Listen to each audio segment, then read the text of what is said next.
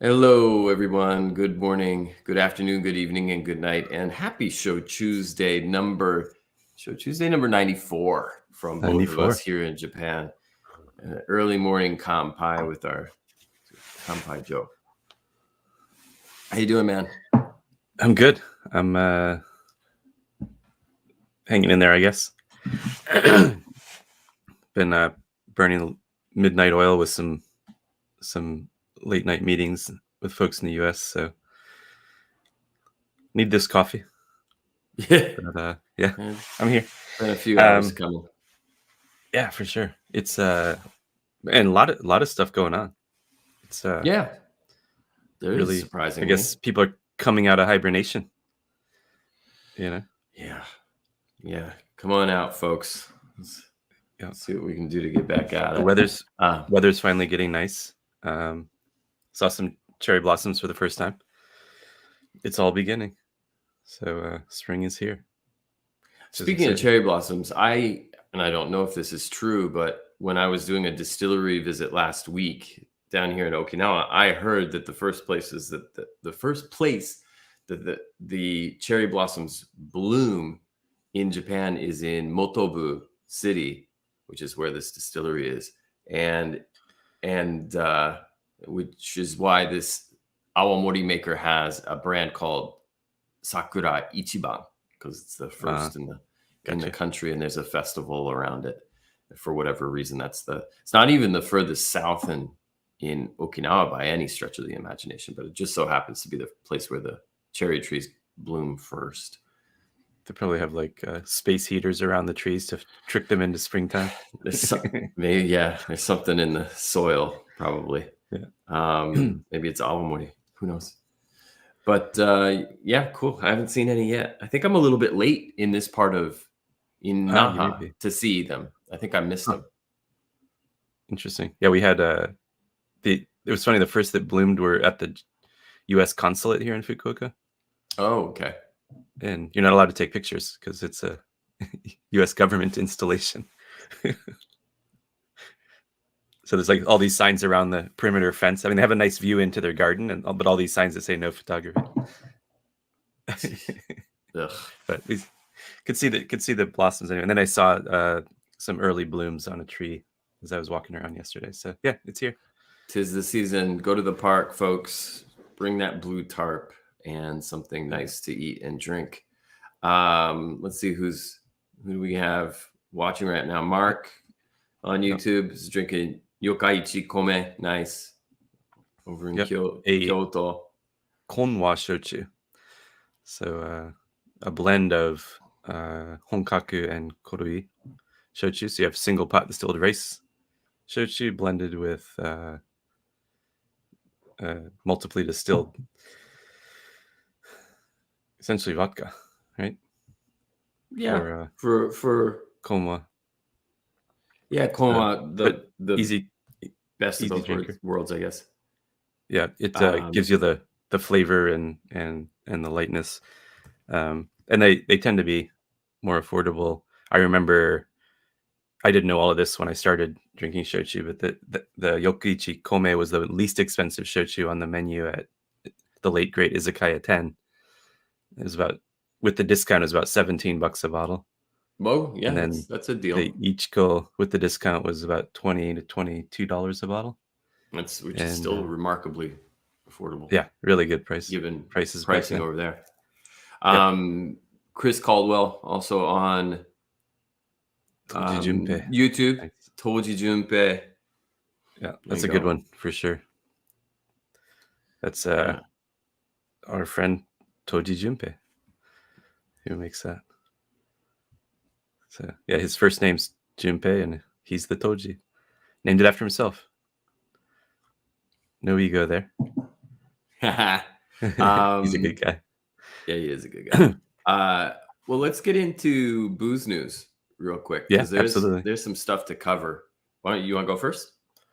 Sure. I guess the big news most relevant to what we're doing is that currently ongoing in cities around the country, the United States I'm talking about, is the Shochu Cocktail Week, which has It's currently ongoing in New York, Chicago, San Francisco, Washington, D.C., and Austin, Texas.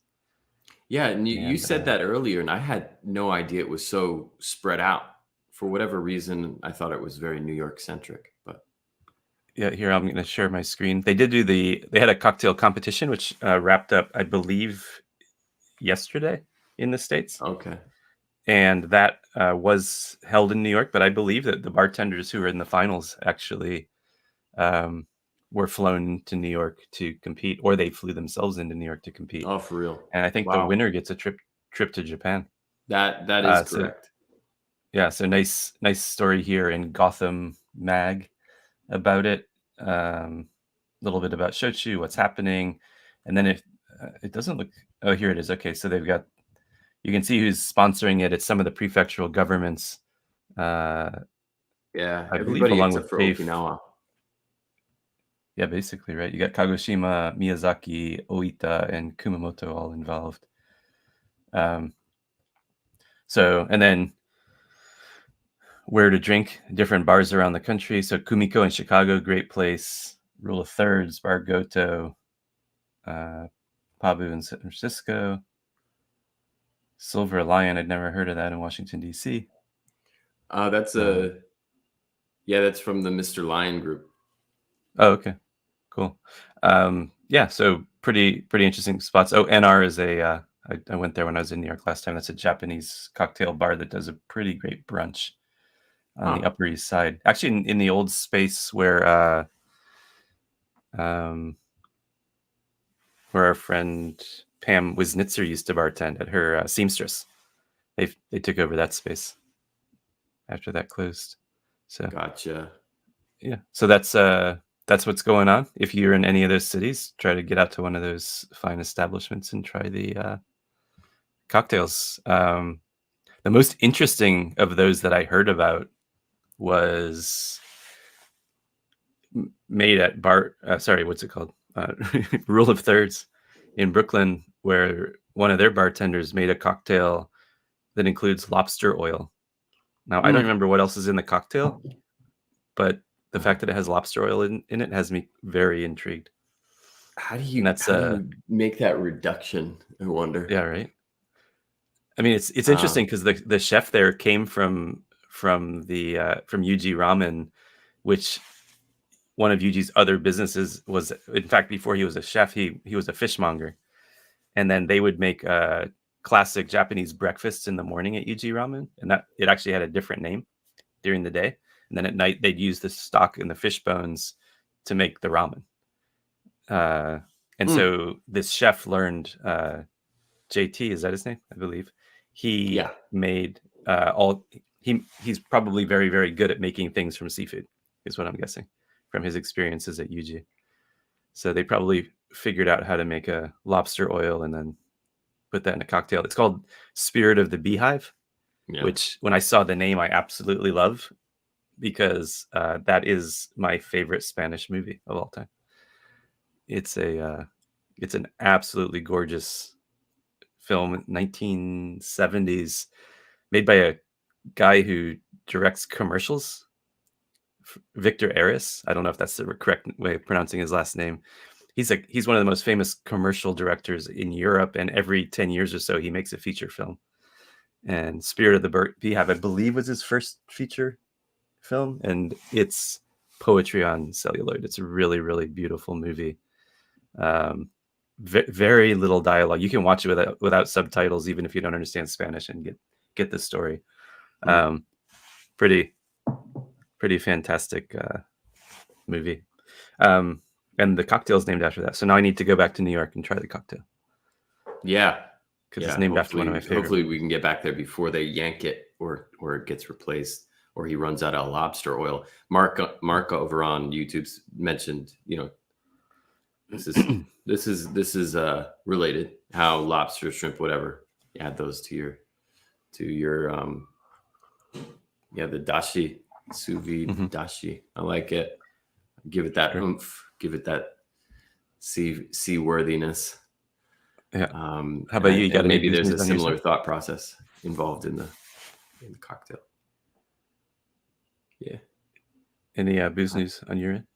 Yeah, booze news. Let's see. Let me go back to that. Booze news. All right. Last night here in Naha, where I am currently, went to the newest addition to the SG Group lineup of bars. For those of you who have been paying attention, SG Group includes some amazing establishments like Sip and Guzzle in Shibuya, the bi-level bars that got things started in Tokyo for the group. There's Strange Company, and then there's basically it's a growing constellation of bars, and the face of this group is Shingo Gokan, and he's just everything they touch has a little bit of magic to it. And it just so happened that my visit to Naha this year lined up with the soft opening of this new bar, which I understand got pushed into super late February, and they had hoped to have their grand opening earlier. But the grand opening itself happened last night. And I do have pictures and videos, but I'm not going to hit you with that. What I will hit you with is just showing you their Facebook page so that we can see, so that we can, everybody can bookmark this and make sure that you have it ready to go when you come to Naha next time. So this is a view of the bar. It's a super long bar. This space used to be the Bourbon Club, which was a pretty famous, it was an institution in Naha for decades.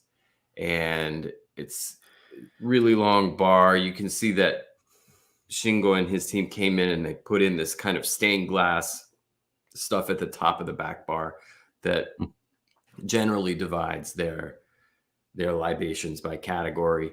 And they brought in a dream team of bartenders from their various establishments in Shanghai and Tokyo to staff the bar for the first month. And yesterday was, the beginning of this new chapter.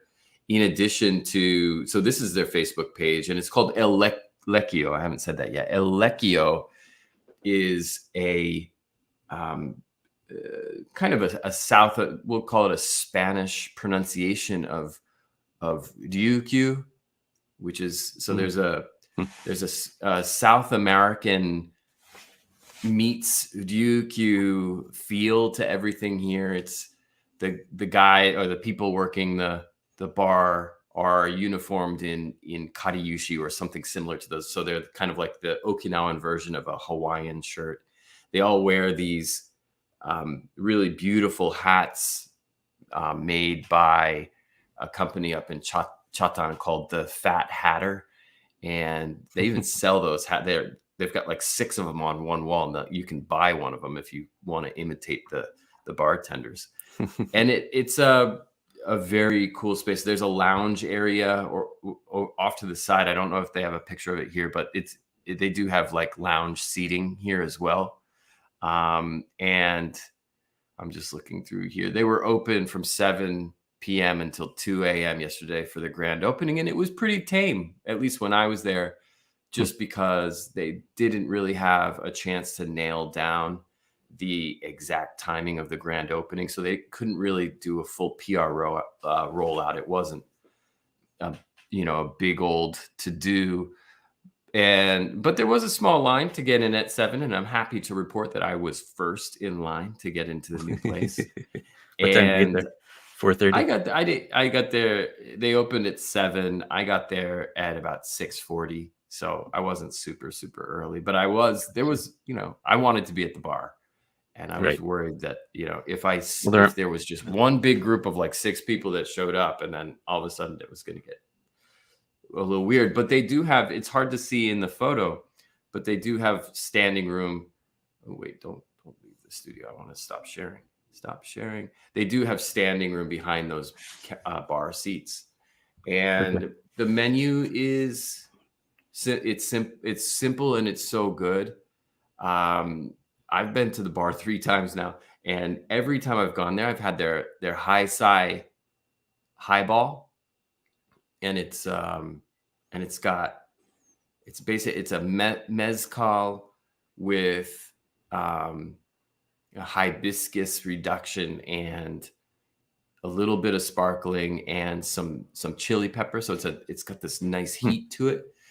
And then the winner of the day, and I can't remember the exact name because it's this. They use a lot of Okinawan dialect in the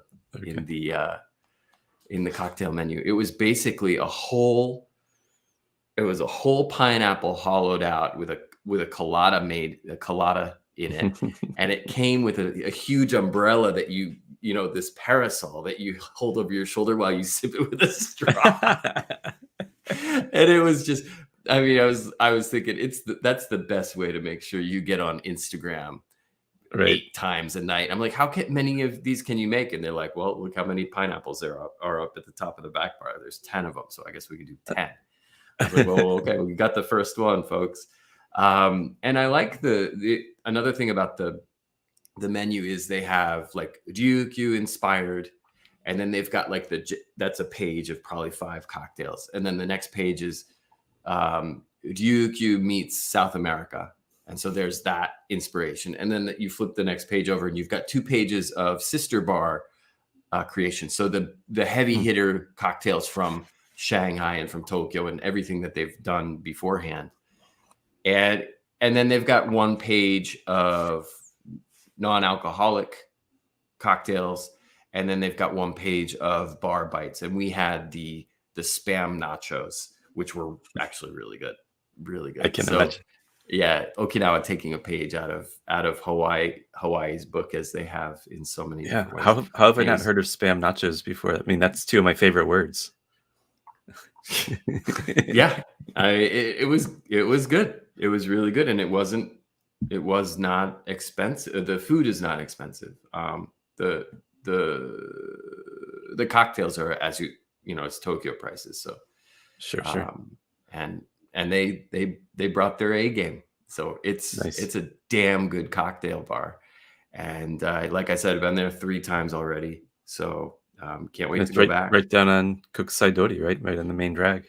It is. If you know downtown Naha and you just keep walking on Kokushu until you cross under the monorail tracks at Makishi Station, and then you go a bit further, you keep walking past Matsumoto Kiyoshi, which is a chain drugstore, and then take the first left, and then it's down there on the left. It's kind of a very sedate presentation to the door, but very classy and stylized, and it's right there on the left. And had an absolute ball all 3 times I've been there. So cool. Congratulations to the SG group. Our friend Joshin is part of that team, and he was down there for the opening as well.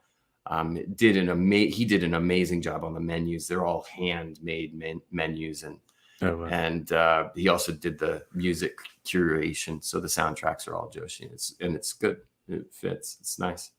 Very cool. Yeah, I'll have to hopefully later this month I'll be able to make it down to Okinawa and we can go before you head back to Tokyo. Yeah. Nice. Well, that's some good booze news. It's happy news this time, which is right. Nice. This is Shochu Cocktail Week, and it's actually 2 week now through, started a little while ago through March 14th. So you got a few more days to get out to one of those bars.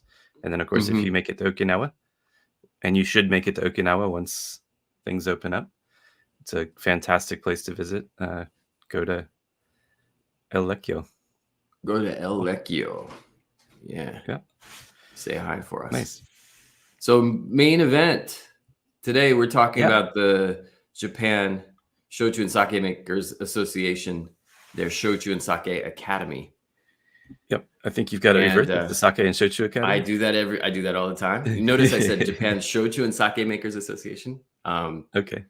I get a chuckle out of the folks at the JSS all the time every time I do that. So nice. It's not even a faithful translation from Japanese, so I can do whatever the heck I want. Yeah. So this is I think they've been running this course. It's a week-long course in Tokyo in English. And I think they began in 2018, I want to say. Was the first time they ran the course. or maybe it was early Mm-hmm. 2019. I know it was right around the time I was moving to Japan. And they asked me, do you know anybody that would like to take the course? And I was like, I'd like to take the course. And they were like, no, somebody else. What So was they the wanted me deal? to. Was it not for It people was located domestically? right. It was the course is actually designed for people coming to Japan to learn, like having a pretty deep dive on sake and shochu. Okay. So the early classes, I mean, I don't want to name names because I might get it wrong, but some people are pretty well known in the sake world in the US came and took the course. It's a 4-day intensive of in-class seminars, and Mm-hmm. and you have to apply. It's not just please come and take our class. If you register, you're in. You have to apply. You have to tell them why you want to take it, and then they choose. I think the top 10 students are selected.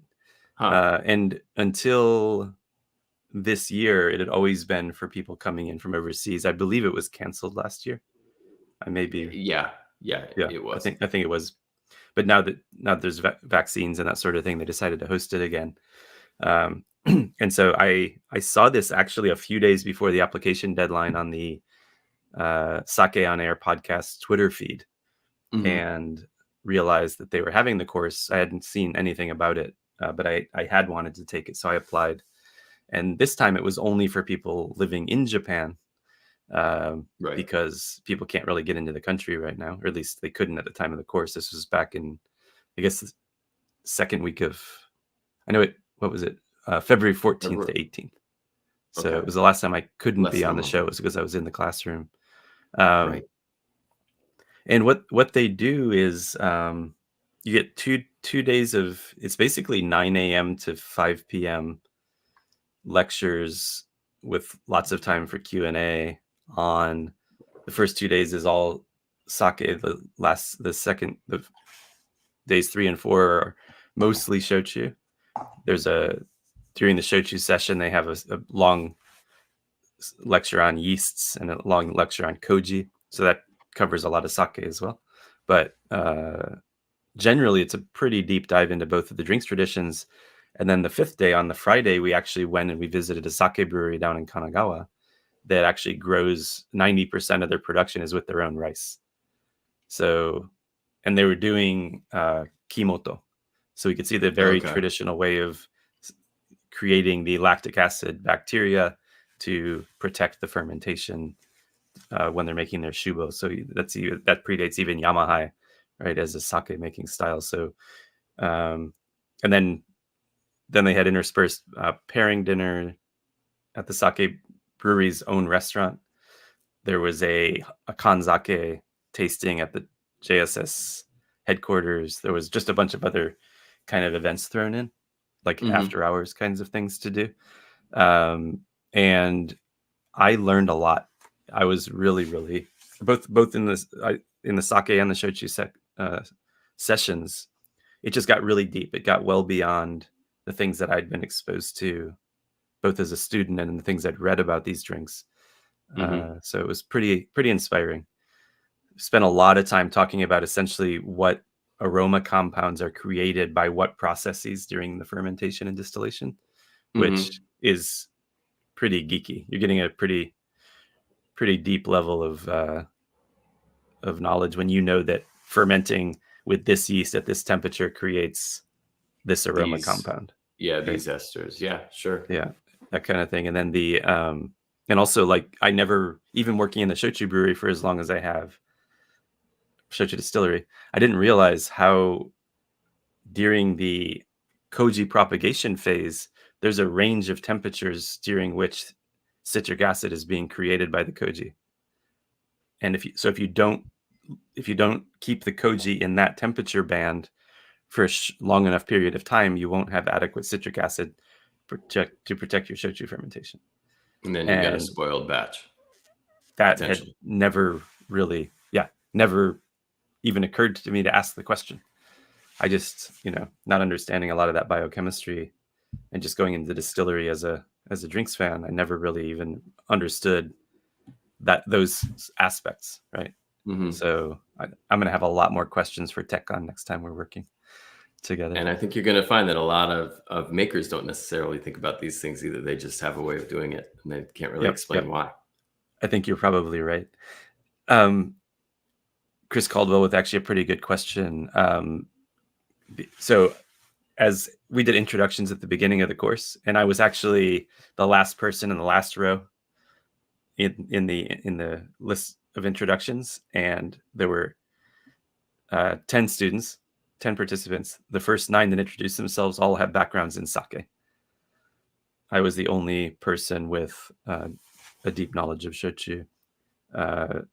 And so from that perspective, I do think it was great, I think, to expose those 9 sake lovers to shochu. I think after 2 days of tasting sake, though, it was a little bit difficult to wrap your head around shochu, because we did a lot of tasting. I think we might have tasted 70 to 80 different sake and shochu over the 4 days. Yeah, but it was definitely heavily in favor of the sake. It was. Right? It was. Yep. Yeah. And they did not. I saw photos of the shochu, and I was kind of like, huh? I wasn't impressed. Yeah. Well, I'm allowed to say that. Sure. The first flight. I don't know if you can. The first flight that they gave us as an introduction to shochu, they were all mass market brands that you would find in any convenience store in Japan. But the flights got much, much better. We ended up having some nice handmade things. We had some obscure things. So I didn't, but I think that where I was, I guess, disappointed, because I feel like it tempered the experience that the sake drinkers had with shochu, was the first things they were tasting were mass market, right?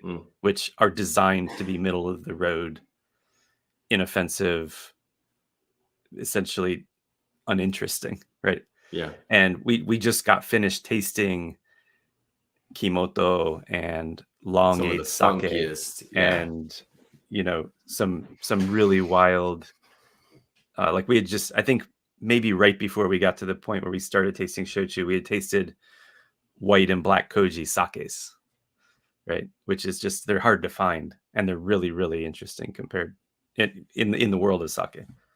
Yeah, they're unicorns. Yeah, exactly.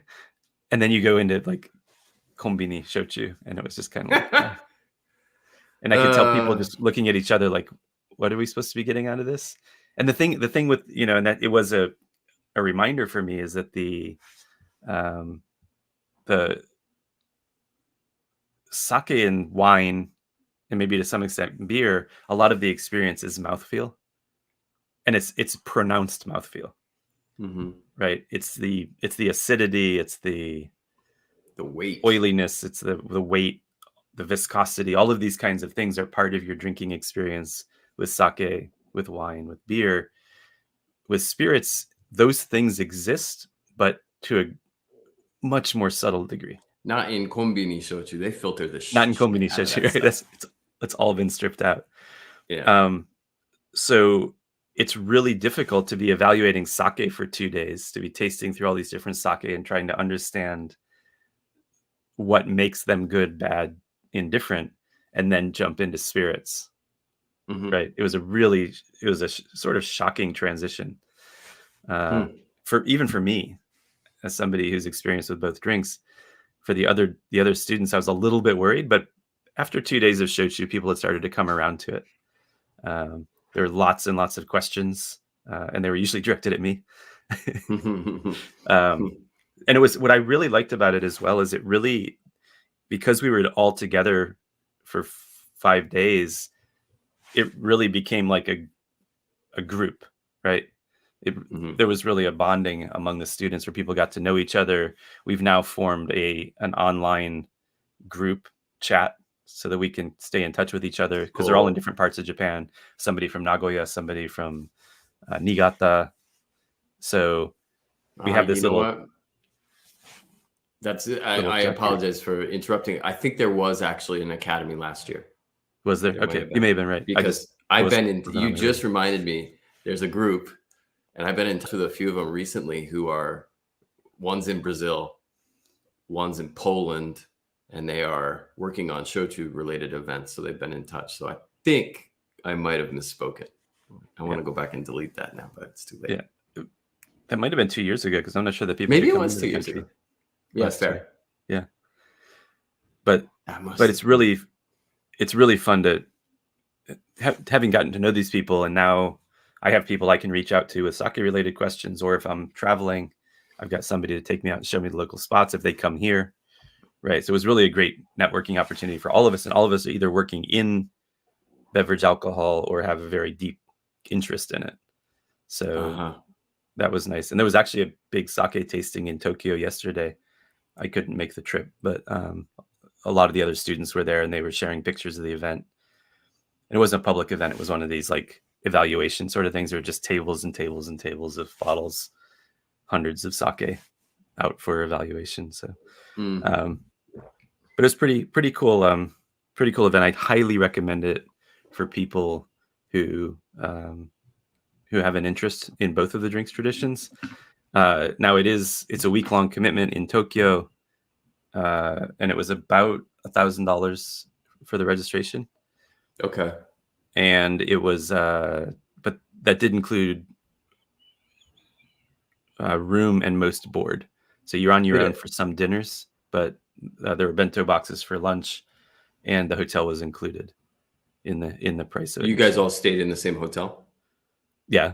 I actually didn't because it was during Omicron, and I wanted to have a kitchen of my own so that I didn't have to be out. Gotcha. But the others, and the Airbnbs were so cheap because nobody was traveling to Tokyo at that time. Gotcha. So I got a nice room for very, very little. So I didn't feel like it was bad. But a lot of the other students did, and it sounded like a college dormitory in a way. Oh yeah, I can only imagine. They were like, I was like, you look a little worse for wear. And they're like, oh yeah, 4 of us killed 6 bottles of sake last night. I was like, oof. That'll leave a mark. Oh geez. Yeah. So well, hey. Yeah. People enjoyed themselves. But I do recommend it. I think it's especially if you're interested in getting deeper on these drinks. I'll just share my screen now with the website. It's not actually on the JSS site. Well, I guess this is part of their site, but it's a different site. It's actually called Sake Bunka or Sake Culture in Japanese. So this is just the announcement for the 2022 Academy. You can see the dates. I don't know why they would schedule it on Valentine's Day. And then here, and then a little bit about, that's just their address. I'm not sure why that's so prominent. So the basics, history, culture, how to make it, lots of tastings. And then, as I said, we visited a brewery. We did not visit a distillery, but we made koji. We made amazake. We actually got to help make the kimoto. And then, as I said, there were the off hours supplementary lessons with tastings and food pairings and stuff like that. And it's all done in this the original. And I know you've done events here, Christopher. The Red Brick Brew House, which is used to be the National Research Institute of Brewing before they moved down to, I believe, Hiroshima. Yep. So this actually brewery and distillery was opened in 1904, and then you get a certificate at the end. So, and you can see it's 100,000 yen, which I guess is around $900 at this point. And it was an all-day course, accommodation included, et cetera, et cetera, et cetera. So, and then, so when we know about this next year, we'll definitely announce it to get. Yeah, if they tell us about it. Yeah. They're in the habit of doing. Maybe it's because I keep getting their name wrong. But I will insist it is the Japan Shochu and Sake Makers Association.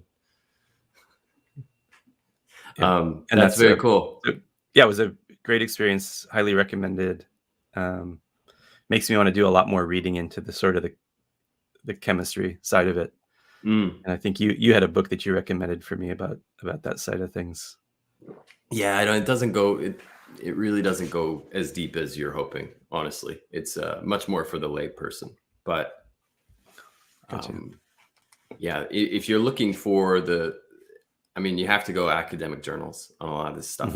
And unfortunately, most of the stuff about aspergillus is in Japanese. At least if it's other than aspergillus niger, if it's that which is toxic, there's a lot of English literature about that particular mold strain. But if you want to know about the ones used in Japan for beverage alcohol, almost all of that's in Japanese, unfortunately. Yeah. So there's definitely an added barrier to entry. But very cool. Very, very cool. Let's see. What else do we need to? Let's move on to the last tidbit for the day. Is that cool? Yeah, I think we got newly opened. Is that right? Newly opened, yeah. Newly opened. Cool. What time is it? Yeah, it's I can go first. Okay. You want me to go? Yep. Okay. Oh yeah. Go. Oh yeah. From up in your neck of the woods, Tokyo. Can you tell me about this? Is that the barley and sweet potato? It's all barley. I get them mixed up. Yeah. So what is it? Nasake Shima? Am I reading that right? Nasake Shima. It's a Tokyo shochu made down in the Izu Islands. 100% barley. Oh, that's the barley. Okay. Yep. So barley, koji, 25% alcohol. Jim Ryan had actually sent me this bottle in a trade. And Jimmy. And good guy in Yamaguchi Sake. And he and I did a trade. He sent me this and another Kastori shochu in exchange for some whiskey. And this is I hadn't opened it because my experience with your Shimazaki up in Tokyo is it can be pretty funky, pretty wild. I only send you weird stuff. Yeah. that's right. It's a little bit of a roller coaster, and so when I'm wanting something to sip on at the end of a long day, I sort of want something comfortable. And then Jim posted about it, and he had been drinking at Oyuwari, and he's like, "This is almost as good as Kanehachi, which is one of my favorite barley shochu." So I was like, time to crack it. And so actually that night I ended up making that my nightcap, an Oyuwari glass of this, and it's really, really nice. It's got all that richness. It's got the graininess, the chocolates, the nuttiness, everything that you get out of a really well-made barley shochu. So I'm impressed. Yeah, Hachijojima. There's a lot of surprises on that island. Yeah. Speaking of island spirits, I'm drinking this one I cracked last night, which is Kikunotsuyu and Awamori that is produced on Miyako-jima. And this was I'm a fan of the 600 milliliter bottle. That I am too. They're pretty much they're very similar. And I don't know, I just like how they're all clear bottles so that you can see the clear liquid, and they're dirt cheap down here, man. Holy crap. I think I paid for this bottle 567 yen or something like that. It's like, oh geez, it's criminal. Yeah. I got to tell you that bottle looks like it looks like Chinese cooking wine or something like that. It does. You're right. Packaging it would not be out of place in an Asian supermarket in New York. Yep. You are correct. Like a cooking vinegar or something like that, right? That's funny. And how is it? What do you think of the drink? Yeah, it's all right. I have a long history with the various awamori from Miyako-jima. And this one I remember being one of the first. I remember the brown weird square bottle that there's one of them is actually called Brown, is the brand. That's from a different maker. And then they have one too. And I think that was one of the first awamori that I remember drinking a lot of with some friends from Okinawa, friends from Miyako-jima, of course. And so I like it because there's an interesting funk to this. Is it barnyard or goat? It's a little bit barnyard. Yeah. And it has never changed. It's always there. And for whatever reason, that just is a little bit nostalgic for me. House yeast. Yeah, it's the microbiome of that place. And it's yeah, I need to go back. Cool. But anyways, yeah, so I've just been drinking this mizuwari I cracked it last night. Mizuwari the whole way, 30% ABV. Pretty easy. That's such a great way to drink ipponshi, the unaged awamori. It's just mizuwari. 50-50 over ice, water, and awamori. And I've been using the konbini ice too. They have ice. There's about whatever. I'm not going to use and the water here is a little. I'm not sure how heavily treated it is. So sure. Yeah, good rock ice from the convenience store. Anyway, that's my newly opened, and I'm sure that I'll have a fresh 600 ml bottle for next week when we do this again. You will. Yeah, cool. We did have a question. Have you tried he corrected it. Subsequent Aochu from Aoshima. Okay, yeah. So Richard Nakano. Yeah. And Aogashima. That's why don't you tell us about that one? I've had every single thing made at the one distillery on that tiny island. There's less than 200 people living there. And I think 10 of them qualify as Toji, and they all make their own expressions, sharing a distilling license, which I think is only quasi-legal. Aochu is the name brand, and there's a few different expressions, and it's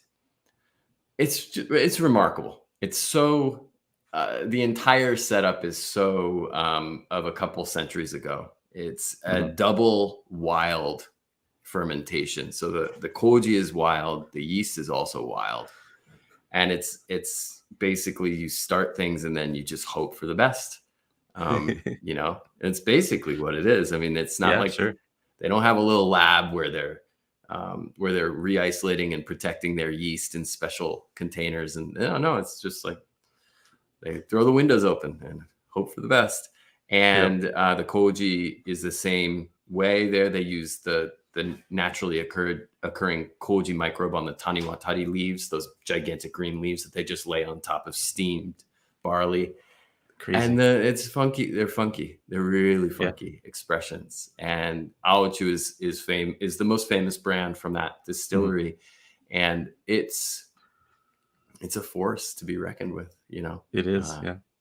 Goes well with the local fare, which is also very, very. It's not subtle. We'll put it that way. Yeah. I'm excited to get down to those islands when we can. The first time I tried Aochu, I was like, it was really difficult to wrap my head around. I think it was the first time I had an overtly savory spirit that also had some salinity, a little bit of almost savory, a little saltiness, a little brininess, right, from the ocean air. It's got a little bit of bitterness. It's got it hits all of the flavor notes that your mouth can recognize. And it's wild drink. Yeah. Yep. Pretty cool. Yeah. And there's a bunch of them there. There's got to be 14, 15 expressions coming out of that distillery, most of them made by different people. Nice. It's a really interesting story, that one particular island from the chain. Yeah. Very cool. But yeah, thank you, Richard. That was good stuff. A nice walk down memory lane. All right. Well, I think that's it for today, huh? For episode number 94. Good stuff. Yeah. Yep. Thank you, everybody, on both Facebook and YouTube. We do have a new podcast that came out. Oh, we do. You interviewed. I interviewed Umami Mart, Kayoko, and Yoko from Umami Mart, and talked all about their drinks program and how they got to where they are and what's coming from them. Pretty fun conversation. So please have a listen. Christopher had the day off, so I had to take off the training wheels and do a podcast episode without him. And hopefully it was okay. So have a listen when you have a chance. Absolutely. I'm sure it was. We'll be back next week with more Shochu and Awamori goodness. And until then, to everybody out around the world, from both of us here in Japan, a very hearty and heartfelt kanpai. Kanpai.